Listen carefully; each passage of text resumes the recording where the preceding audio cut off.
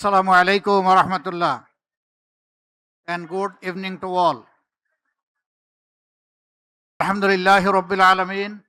Wassalatu wassalamu ala Rasulihil Kareem wa ala alihi wa sahbihi wa ahli baiti ajma'in.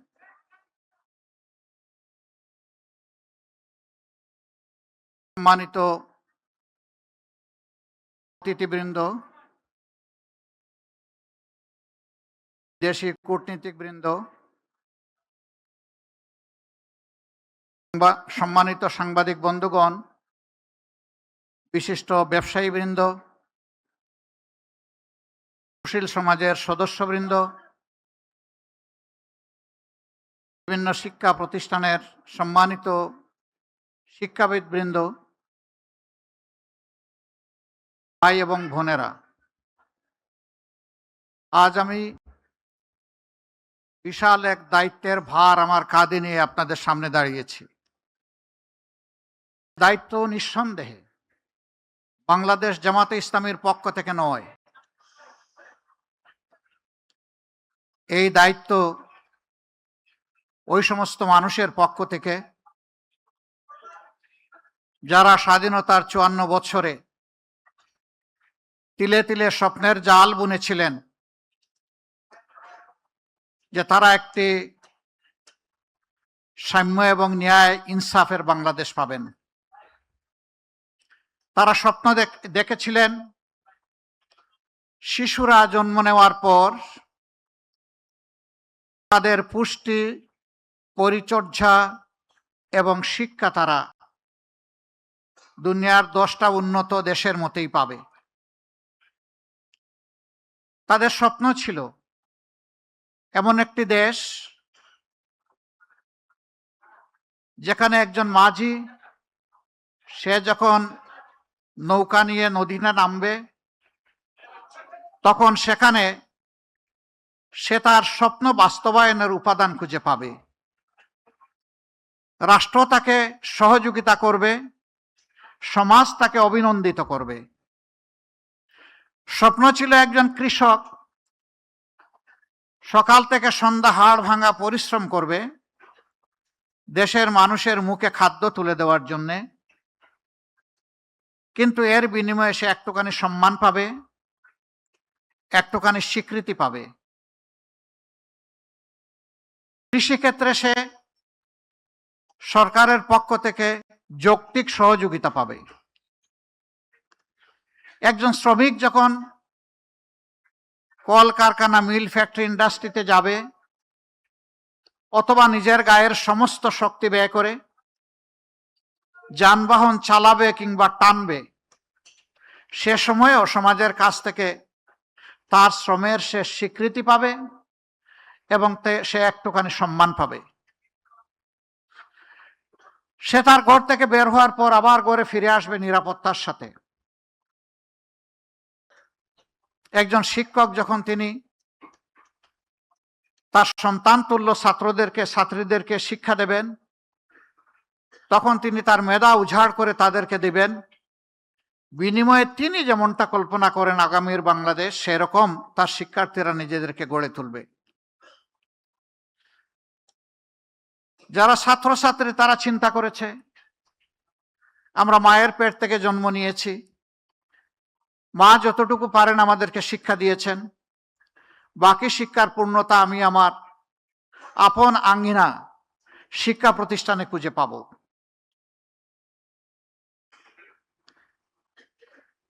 একজন কুটির শিল্পী তিনি চিন্তা করেছেন আমার তো পুঁজি অল্প, কিন্তু আমি আমার এই পুঁজি দিয়ে আমার দেশ গড়ার কাজে আমার হাতকে আমি এগিয়ে দিতে চাই। বিনিময়ে আমি একটুখানি স্বীকৃতি এবং সম্মান চাই, আমি একটুখানি নিরাপত্তা চাই। একজন মা তিনি চিন্তা করেছেন আমি নারী হিসাবে আমার কর্মক্ষেত্র ভিন্ন ভিন্ন। প্রথমে আমার সন্তানদেরকে আমি ধারণ করেছি, আদরে যত্নে ভালোবাসায় বুকের দুধ দিয়েছি, এরপরে তিলে তিলে তাদেরকে মানুষ করার জন্য আমার সবটুকু দিয়ে আমি চেষ্টা করেছি। আমি চাই আমার সম্মানটা স্বীকৃতিটা একজন মা হিসাবে। আমি চাই আমার সন্তানটা হবে এমন একটি সমাজের নাগরিক, যেই নাগরিক আমার সন্তান এবং আমাকে শতভাগ নিরাপত্তা বিধান করবে। একজন সাধারণ নাগরিকের আকাঙ্ক্ষা ছিল কোন অশুভ শক্তি যদি তার অধিকারের উপরে হাত দেয়, তাহলে সে যখন বিচারের আঙ্গিনায় যাবে সেখানে সে ন্যায় বিচার পাবে। আমাদের দেশের মানুষের প্রত্যাশা আকাশচুম্বী নয়। আমাদের দেশের মানুষের প্রত্যাশা খুবই সীমিত। কিন্তু আমরা যদি নিজেদেরকে প্রশ্ন করি, সেই অধিকার, মর্যাদা এবং প্রত্যাশার জায়গাটা আমরা 54 বছরে তৈরি করতে পেরেছি কিনা, নিঃসন্দেহে স্বীকার করতে হবে আমরা পারিনি। আজকে ঘরে বাইরে কোথাও শান্তি নেই, সম্মান নেই, নিরাপত্তা নেই। আজকে চতুর্দিকে আমাদের শিক্ষিত যুবক যুবতীদের বেকারত্বের যন্ত্রণায় হাহাকার। কেন? দেশটা তো এমন হওয়ার কথা ছিল না। আসলেই কি আমাদের রিসোর্স বা সম্পদের অভাব, নাকি অন্য কিছু? সম্পদের অভাব আমি স্বীকার করি না।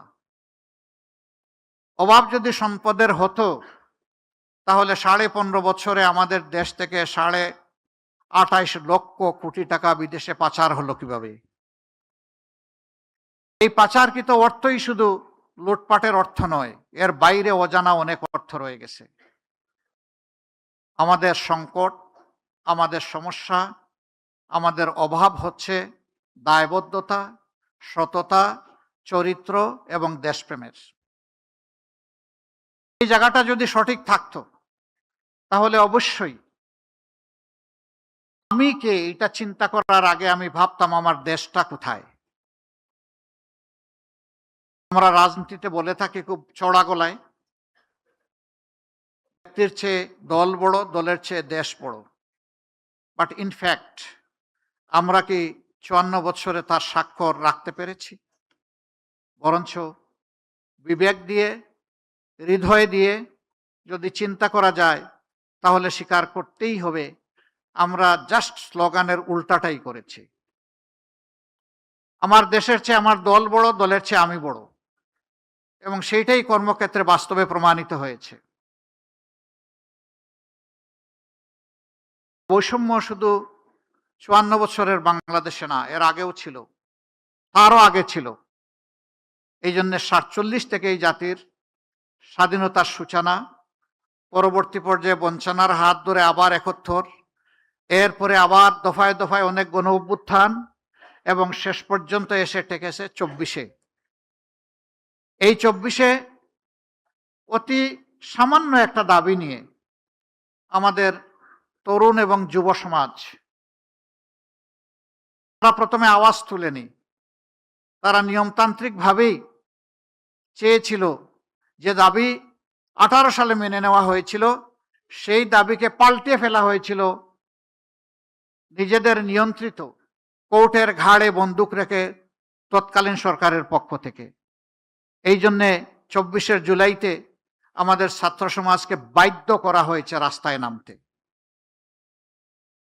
অযৌক্তিক কোটার সংস্কার সাধন করে যৌক্তিক কোটা এবং মেধার স্বীকৃতিকে নিশ্চিত করার জন্য তাদের এই দাবি ছিল। অতীতের মতোই সেই আবার গায়ের জোর, অস্ত্রের জোরে এই দাবিকেও দমিয়ে দেওয়ার চেষ্টা করা হলো। এই দাবি নিয়ে প্রথমে ঢাকা বিশ্ববিদ্যালয়ের ছাত্রছাত্রীরা তারা সোচ্চার হয়েছিল। পর্যায়ক্রমে সারা বাংলাদেশের 18 কোটি মানুষই তাদের সাথে সামিল হয়ে গেল, এবং এই দাবি আদায়ের পথে প্রথম যে বাঁক ছিল, টার্নিং পয়েন্ট ছিল 15 জুলাই রাতের বেলা ঢাকা বিশ্ববিদ্যালয়ে, যখন ছাত্রীদের উপর অত্যন্ত পৈশাচিক নির্মম কায়দায় তৎকালীন ফ্যাসিস্ট সরকারের লেলিয়ে দেওয়া লোকেগুলা ঝাঁপিয়ে পড়েছিল। আমাদের মেয়েদের গায়ে হাত লাগার সাথে সাথে সারা বাংলাদেশ সেদিন জ্বলে উঠেছিল। প্রতিটি ঘর থেকে প্রতিবাদের আওয়াজ উচ্চারিত হয়েছিল। তারপরের দিনই এটাকেই সমর্থন জানিয়ে দেশের উত্তরাঞ্চলে উত্তর জনপদের গুরুত্বপূর্ণ শিক্ষা প্রতিষ্ঠান বেগম রোকেয়া বিশ্ববিদ্যালয়ের মেধাবী ছাত্র আবু সাইদ রাস্তায় এসে বলেছিল, হয় আমাকে আমার অধিকার দাও, না হয় আমাকে একটা গুলি দাও। আরো বলেছিল যে এই যন্ত্রণার অমানিসার শেষ হবে কবে?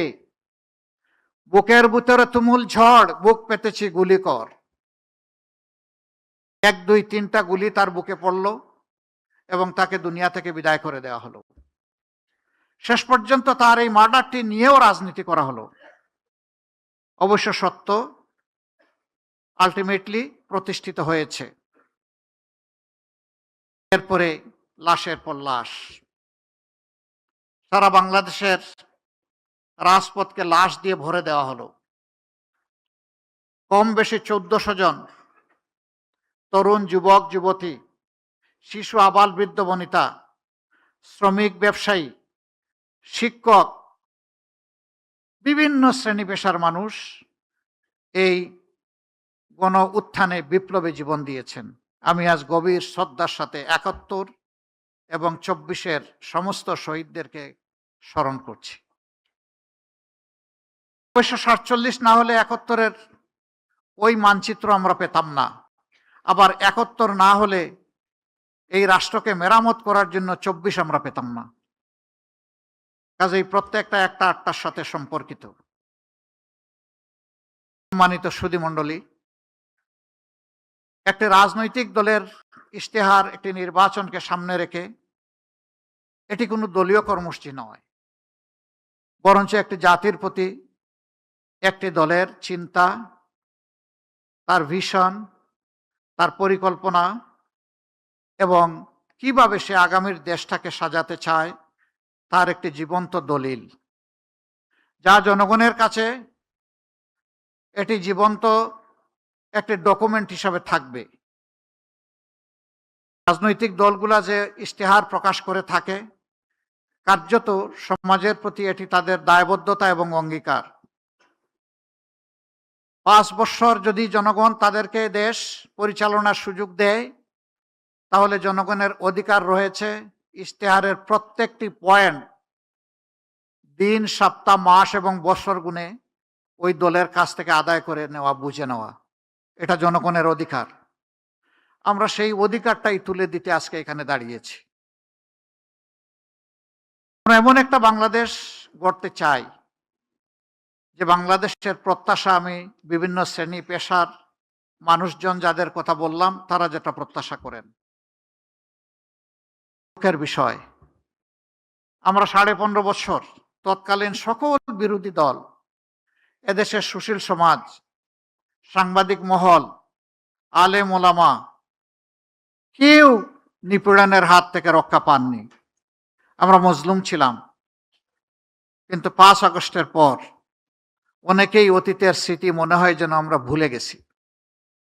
আমরা যদি স্মরণ রাখতাম, তাহলে জুলাই যোদ্ধাদেরকে আমরা কলিজার ভিতর থেকে আমরা তাদেরকে সম্মান করতাম, ভালোবাসতাম, তাদের আকাঙ্ক্ষাকে ধারণ করতাম, কনসিভ করতাম, আর তাদের আকাঙ্ক্ষা বাস্তবায়নে নিজেরা অঙ্গীকারবদ্ধ হয়ে এগিয়ে আসতাম। হ্যাঁ, কেউ এসেছি, কেউ আসতে পারেনি। কেউ এসেছি পরিচ্ছন্ন একটি বাংলাদেশ গড়ার অঙ্গীকার নিয়ে, নতুন একটি বাংলাদেশ গড়ার অঙ্গীকার নিয়ে। যে পথে বাংলাদেশ চলছে সেই পথ থেকে বাংলাদেশকে রাজপথে, রাজনীতির রাজপথে উঠানোর অঙ্গীকার নিয়ে। আবার এ সময়ের ভিতরেই কেউ কেউ নিজেদের ভাগ্য গড়ার জন্য লেগে গেছেন এবং নানাভাবে দেশের মানুষকে তারা কষ্ট দিচ্ছেন, যার সাক্ষী আপনারা সকল, যার সাক্ষী 18 কোটি মানুষ। আমরা বড় বিনয়ের সাথে তাদেরকে অনুরোধ করেছিলাম, আমরা ছিলাম মজলুম, আমরা যেন কোনো অবস্থাতে না হই জালিম। মজলুম তো মজলুমের দুঃখ বুঝবে, মজলুম জালিম হবে কেন? আমি জানি না আমাদের এই আবেদন সবাইকে আমরা বুঝাতে পেরেছি কিনা। আজকে আমি একজন আহত সৈনিক। তো কয়েকদিন ধরে দেখেছেন যে আমার উপর চতুর্দিক থেকে মিসাইল নিক্ষেপ করা হচ্ছে। আমি কোনো অ্যান্টি মিসাইল ইউজ করব না, বরঞ্চ আমার রাজনৈতিক সহকর্মীদেরকে আজকে আপনাদেরকে সাক্ষী রেখে যারা সম্পূর্ণ অন্যায়ভাবে আমার চরিত্র হনন করেছেন, আমি তাদের সবাইকে ক্ষমা করে দিলাম। কারণ আমার রক্ত এবং মেজাজের সাথে প্রতিশোধ মানায় না, যায় না। আমি প্রতিশোধের রাজনীতিতে বিশ্বাস করি না। আমি বিশ্বাস করি আমি যদি আমার কোনো সহকর্মীকে, বন্ধুকে, ভাইকে তার ভুলের জন্য ক্ষমা করতে পারি, তাহলে আমিও সমাজের কাছে একদিন আমার ভুলের জন্য ক্ষমা আশা করতে পারি। তো সেই আমি মানুষটাই যদি প্রতিশোধের রাস্তা ধরে হাঁটতে চাই, তাহলে আমার উপর থেকে আরেকজনের প্রতিশোধ নেওয়ার অধিকার তৈরি হয়ে যায়। এই প্রতিশোধ, প্রতিহিংসার রাজনীতি করে করে আমাদের সমাজকে, দেশকে অনেক ক্ষতি করে ফেলেছে। ওই পিছনের রাজনৈতিক কালচার আর ধারণ করে চলতে চাই না। ওগুলাকে সম্পূর্ণ পিছনে ফেলে যুব সমাজের হাত ধরে এখন সামনে এগিয়ে যেতে চাই। আমি বিলিভ করি আমাদের যুব সমাজ অনেক পটেনশিয়াল। আমাদের যুব সমাজ আমাদের চাইতে অনেক ফ্রেশ। তারা অনেক ইনোভেটিভ এবং প্র্যাগমেটিক। তারা পারবে ইনশাল্লাহ। যেভাবে তারা পেরেছে জুলাইতে, ওভাবেই পারবে আগামীর একটা বাংলাদেশ গড়ে দিতে। এই যুব সমাজের প্রত্যাশাকে, আকাঙ্ক্ষাকে ধারণ করেই আমরা আমাদের ইশতেহার রচনা করেছি।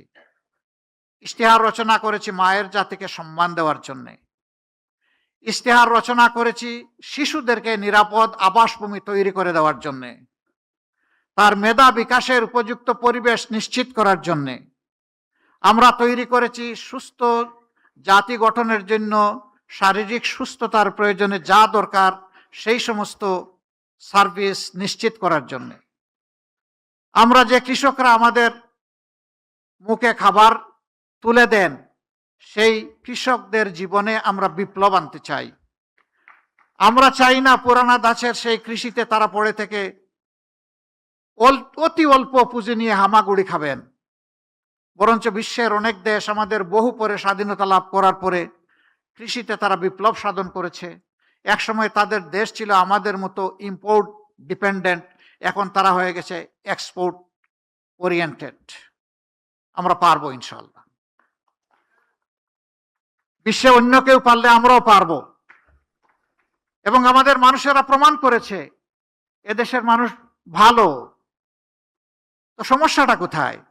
মানুষ যদি ভালো হয় দেশ কেন আগায় না? দেশ তো আগাবে। বাংলাদেশ নামক উড়োজাহাজের ককপিটে যারা বসে আছেন তারা যদি প্রপারলি ডাইভ করেন, তা না হয় দেশ আগাবে। প্যাসেঞ্জার তো আগায় নিতে পারবে না, প্যাসেঞ্জার তো জার্নি এনজয় করবে। আমাদের সমস্যা ওই জায়গায়, সমস্যা আমাদের মাথাগুলোতে। ওই মাথাগুলো আমাদের ঠিক হওয়া উচিত। আর মাথাগুলো ঠিক হওয়ার জন্য আমাদের সততা এবং কমিটমেন্ট লাগবে। আমরা কোনো দলীয় সরকার কায়েম করতে চাই না। এই কয়েকদিন জনসভায় অত্যন্ত স্পষ্টভাবে জনগণকে বলেছি, আমি জামাতে ইসলামীর বিজয় চাই না, আমি 18 কোটি মানুষের বিজয় চাই। আমি কোনো গোষ্ঠ পরিবর্তনতে, কোনো রাজনীতিতে বিশ্বাস করি না। আমি বিশ্বাস করি জনতার রাজনীতিতে, জনগণের রাজনীতিতে। এই জন্য আমাদের ইশতেহার তৈরিতে আমরা জনতার কাছে তাদের অভিপ্রায়, অভিমত, আকাঙ্ক্ষা এবং তাদের পরামর্শ আমরা চেয়েছি। এই ইশতেহার তৈরিতে বিপুল সংখ্যক মানুষ, লক্ষ লক্ষ মানুষ আমাদেরকে তাদের মত দিয়ে, পরামর্শ দিয়ে সহযোগিতা করেছেন। যারা ইশতেহার তৈরি করেছেন আর ইশতেহার তৈরিতে এইভাবে সহযোগিতা করেছেন, আজকের এই মুহূর্তে আমি তাদের সকলের প্রতি গভীর শ্রদ্ধা নিবেদন করছি। তারা আমাদেরকে উৎসাহিত করেছেন, তাদের চিন্তাগুলো আমরা বুঝতে পেরেছি। তৃণমূল থেকে সর্বোচ্চ পর্যায়ের মানুষেরা আমাদেরকে সহযোগিতা করেছেন। আমাদের যে ইশতেহার, এই ইশতেহার হবে ইনশাআল্লাহ জনবান্ধব, ব্যবসা বান্ধব, শান্তি বান্ধব, শৃঙ্খলা বান্ধব। আমরা আমাদের ব্যবসার ক্ষেত্রে অবশ্যই প্রাইভেট ভেঞ্চারকে আমরা বেশি উৎসাহিত করব। এটা দেশি এবং বিদেশি। শিল্প মালিক যারা হবেন তাদেরকে আমরা সমাজের আইকন হিসাবে কবুল করব। আর এই মালিকেরা যারা লক্ষ লক্ষ শ্রমিককে চাকরি প্রোভাইড করেন, তারা কার্যত লক্ষ লক্ষ পরিবারের মুখে খাবার তুলে দেন। আমরা সেই শিল্পগুলোকে শিশুর মতো কুলে তুলে লালন করব ইনশাআল্লাহ। শিশুকে যদি আমরা আজকে ভালোভাবে পরিচর্যা করি, এই শিশু বড় হয়ে তখন আমাকে পরিচর্যা করবে। আমরা শিল্পকে এই কারণেই নিউবর্ন বেবির মতো আমরা নার্চার করব যে তারাই আগামীতে ইনশাআল্লাহ এই দেশটাকে সুন্দরভাবে গড়ে দিবেন, আমাদের যুবক যুবতীদের হাতে কাজ তুলে দেবেন। এই ক্ষেত্রে আমাদের পলিসি হবে মালিক পক্ষ এবং শ্রমিক পক্ষকে মুখামুখি করা নয়, বরঞ্চ সমন্বয় করে হাতে হাত ধরে বুঝানো। শিল্প বাঁচাতে হলে শ্রমিককে বাঁচাতে হবে, আর শ্রমিকদেরকে বুঝাতে হবে যে যদি শিল্প বাঁচে তাহলে তুমিও বাঁচবা। সুতরাং শিল্পকে নিজের সন্তানের মতো ধারণ করো। আর মালিকদেরকে আমরা অনুরোধ করব তারা যেন তাদের যারা শ্রম বিনিয়োগ করেন তাদেরকে যেন তাদের সন্তানের মতো ধারণ করেন। তারা একটুখানি সম্মান চায়, একটুখানি ভালোবাসা চায়, একটুখানি কর্ম পরিবেশ চায়। বিশেষ করে মহিলা শ্রমিক যারা থাকবেন, নারী শ্রমিক, তাদের জন্য কর্মঘণ্টার ব্যাপারে আমাদের একটা প্ল্যান আছে, আমরা বলেছি। পর্যায়ক্রমে সেটা ইনশাল্লাহ বাস্তবায়িত হবে। এটা যখন বললাম, কারো কারো কপালে চিন্তার ভাঁজ, আর কেউ কারো কারো উল্লাস যে এই একটা ভালো পয়েন্ট পেয়েছি, এবার আর একটা মিসাইল মেরে দিব জামাত ইসলামের উপর। হলো, দুটাই হলো। চিন্তার ভাঁজ যারা ব্যবসা এবং শিল্পের মালিক, তারা চিন্তা করেছেন 5 ঘন্টা কাজ করে যদি 8 ঘন্টার বেতন হয় তাইলে আমি পুষাবো কিভাবে? না, আপনি দিবেন কেন? তিনি যে কয় ঘন্টা এখানে শ্রম দিবেন সেই কয়েক ঘন্টার আপনি দিবেন, বাকিটা সরকারের দায়, সরকারকে দিতে হবে। মায়েরা সমাজ গড়ে দিবেন আর মায়েদেরকে এটুকু সম্মান আমরা দেখাবো না, এটা হতে পারে না। দুনিয়ার বহু দেশে এটা আছে। 6 ঘন্টা, 4 ঘন্টা, 5 ঘন্টা। অনেকে আওয়াজ তুলল, এমনিই নারীরা কর্মক্ষেত্রে সুযোগ পায় কম, এখন যখন নিয়োগকর্তা দেখবে যে তাদের কর্মঘণ্টা কম তখন আর নিবেই না। কিন্তু তারা এটা চিন্তা করেননি, যখন একজন সন্তান সম্ভবা মা, এরপরে যখন তিনি সন্তানকে জন্ম দেন, তারা লালন পালন করেন, অনেক সময় 8 ঘন্টা কাজ করতে পারবেন না বলে পুরা চাকরিটাই ছেড়ে দেন। আমরা তো সেখানে তাদের জন্য সহজ করে দিচ্ছি যাতে চাকরি তার ছাড়তে না হয়, ওটাও লেগে থাকবে, সন্তানও তার গায়ের তাকে সাথে জড়িয়ে থাকবে।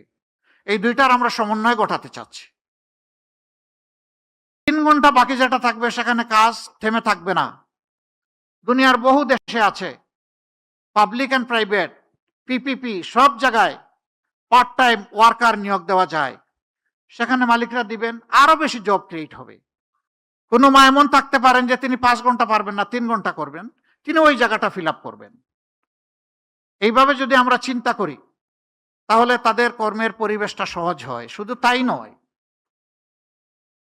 এখানে শ্রমঘন এলাকায় নারীদের জন্য অবশ্যই তাদের বাচ্চাদের, বেবিদের ডে কেয়ার সেন্টার থাকতে হবে। তবে হ্যাঁ, পর্যাপ্ত পরিমাণ নারীরা যেখানে কাজ করবেন সেখানেই কেবল এটা মেনটেন করা সম্ভব। সেইটা যৌক্তিকতার ভিত্তিতে হবে। আমরা এও ডিক্লেয়ার করেছি 5 বছর পর্যন্ত বয়সী শিশু যারা আছেন তাদেরকে ইনশাআল্লাহ সরকার পূর্ণ দায়িত্ব নিয়ে তাদের স্বাস্থ্যসেবা সম্পূর্ণ ফ্রি নিশ্চিত করবে। সারা জীবন যারা দেশকে, রাষ্ট্রকে দিয়ে গেছেন, অবসর জীবনে চলে গেছেন, এই রিটায়ারমেন্ট লাইফে একদিকে থাকে না টাকা কড়ি, অন্যদিকে বেড়ে যায় রোগ শোক। সেই সময়টা বড় কষ্টের। যিনি সারা জিন্দেগি রাষ্ট্রকে দিলেন, রাষ্ট্রের অবশ্যই তার প্রতি, সেই নাগরিকের প্রতি দায়িত্ব আছে। তিনি একজন কৃষক হতে পারেন অথবা উচ্চ পর্যায়ের একজন কর্মকর্তা হতে পারেন, কিন্তু এখন অবসরে। এই অবসরকালীন জীবনে যতদিন তারা বেঁচে থাকবেন, রাষ্ট্র ইনশাল্লাহ তাদের পূর্ণ চিকিৎসার দায়িত্ব নেবে। মাঝখানের যে বয়সটা, ক্রিয়েটিভ এজ, এখানে পার্টিসিপেটরি।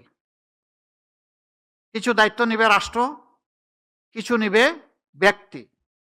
এইভাবে মিউচুয়ালি এটা আমরা ইনশাল্লাহ মেকআপ করব।